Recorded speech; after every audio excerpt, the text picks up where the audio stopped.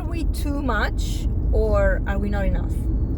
That's actually a really good question, because I had a conversation yesterday that was all about this, and I think it's a powerful one to get into. Now, I'm doing a car share, which is not everybody's format of choice because of the background noise of the car and, of course, the bumping a little bit in the road. But it's a calm day, there's no rain, so the noise should be to a minimum, and I'm driving, so that hopefully won't be as bumpy.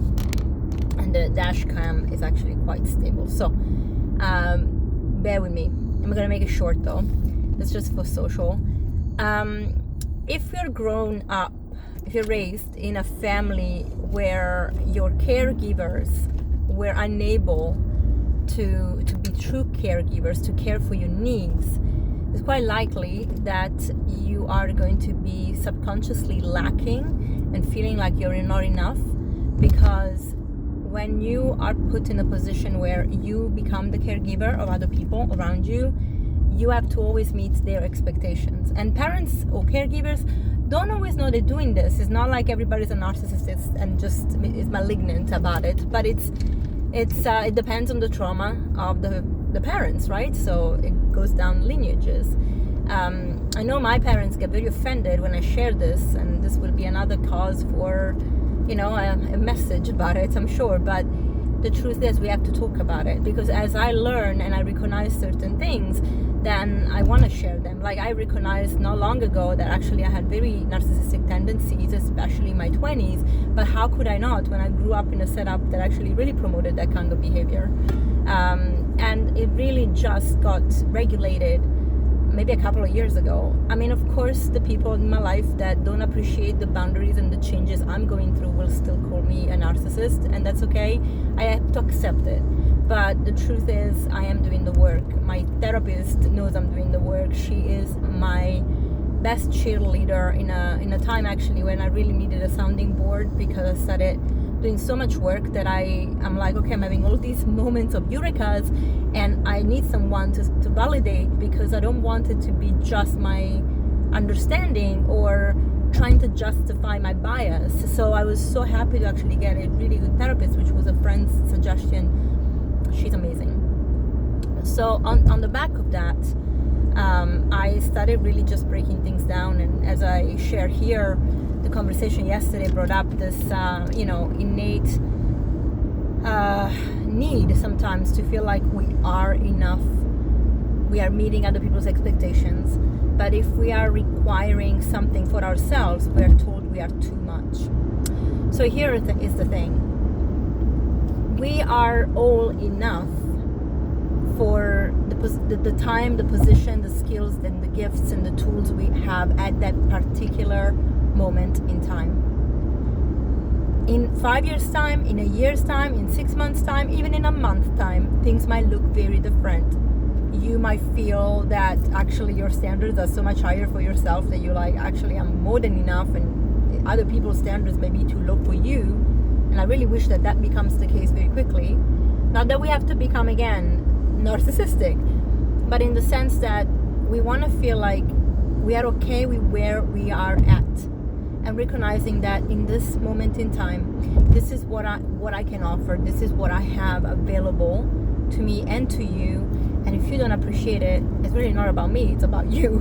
So maybe I'm not meeting your standards, but I don't have to, and neither do you, right? Like, everybody has to have what they're tolerating, so their tolerance level and standards and baselines, and then the opposite is true, that when we just don't accept it and we just don't want it and we just recognize not good enough, perfectly normal, perfectly fine. When it comes to feeling like we're too much, and this is something actually that happens even more often, when someone tells us, oh, you're too sensitive, you're too demanding, you're too this, you're too that. Trust me, I have been through it, where I probably am still, I'm too clean, right? I'm too obsessed with cleaning. Now, I am not obsessed with cleaning. I clean every day, because in my farm, if I don't clean every day, I'm not there every day, but when I go, I clean, because it's a farm, and we have dogs, and there's hair, and dust, and it is what it is, and it gets out of control very quickly, and the ants and the you know, all the insects on the planet move in if you don't clean the place. And I mean, it's normal, right? You do the dishes after you cook. It's normal. You put things away so that there's not a mess and other people that are using the space can actually use it. It's normal. But for such a long time, I was told I was too much. And I will admit that at some point in my life, I was too much, because that was the only thing I could control. And this is when I lived in London, but also before I fixed my gut. And there is such a big gut-brain connection that you can become a little bit obsessive about something that you have control over. For me, it was the cleaning. So yes, I admit, but I can actually see the difference between then and now. For example, in my office, I have clients coming in, so I will clean every day. And because I also have Marley that lives there, so there will be a hair, and some clients are allergic, so I have a vacuum cleaner and I will clean up before clients come, wash the floor. That's okay, that's not too much, but for some people that's too much. Equally, when I am too sensitive, I was told. Now that's something that I heard as a child quite a lot, and so I think I adjusted to that comment quite a bit, where at some point I became quite disconnected to wanting to feel anything, and so that I couldn't be too sensitive. But the reality is that when I found that my midway, where I am sensitive, and that's okay, even though I'm super strong and I will deal with the situation the most pragmatic way, which doesn't seem sensitive, it is just what it is. It's the reality of this, navigating sensitivity.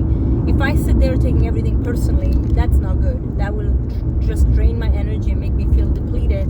And ultimately, I will get into a place where I am so unstable and unregulated that I won't be getting anything done. But on the other side, I also want to make sure that as I use logic, I still use heart. And sometimes using heart means you need to put boundaries down with people that you know will get you spiraling into that place where you have those moments of unregulation or dysregulation. And I really don't want to go there because it's not fun. Any of you that have been triggered and have this anxious attachment moments where you really get out of control with your feelings, it's not fun. It honestly feels like death. So we want to make sure that we are able to regulate and that we are able to put boundaries.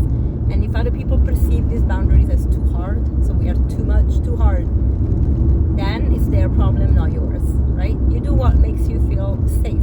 That's very important. So when people are saying to us, you are too much, but then also make us feel like if we are not enough, we have to learn this.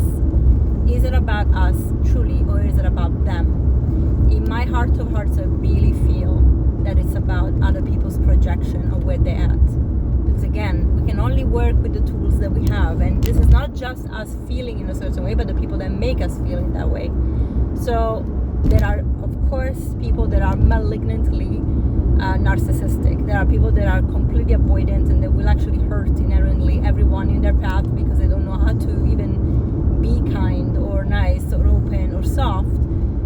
But we have one choice and one responsibility, and that is to regulate how we react and feel when other people are throwing at us these kind of feelings, which is honestly okay. And so I would like I urge us to start this conversation.